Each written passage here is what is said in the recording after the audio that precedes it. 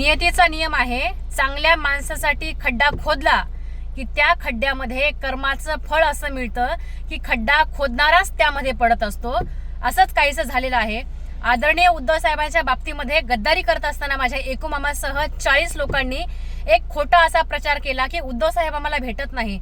अरे तेव्हा कोरोना काळ होता. उद्धव साहेबच नव्हे तर जगातली प्रत्येक लोकप्रतिनिधी ही घरात होती आणि घरातून आपल्या लोकांशी संपर्कात होती. आणि उद्धव साहेब त्या काळामध्ये तमाम महाराष्ट्राचे कुटुंब प्रमुख म्हणून सगळ्या महाराष्ट्राला धीर दिला आणि ह्या गद्दारांसह आपण सगळेजण त्या कोरोनाच्या काळातून वाचलो. परंतु झालं असं की काल माझ्या एकू मामाच्या इथे एक बैठक झाली नंदनवनला आणि त्या बैठकीमध्ये सगळ्या आमदारांचा एक असा सूर होता की मंत्री आम्हाला भेटत नाहीत.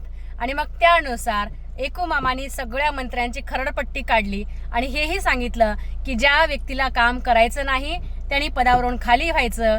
म्हणजे किती बघा ना, जेव्हा तुम्ही गद्दारी करत होता त्यावेळेला तुम्ही म्हणायचं साहेब आम्हाला भेटतच नाहीत.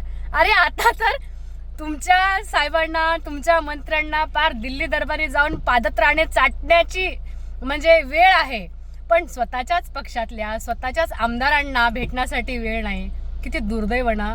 यालाच म्हणतात कर्म फिरून आपल्यापर्यंत येतं. तुर्तास इतकंच. जय महाराष्ट्र.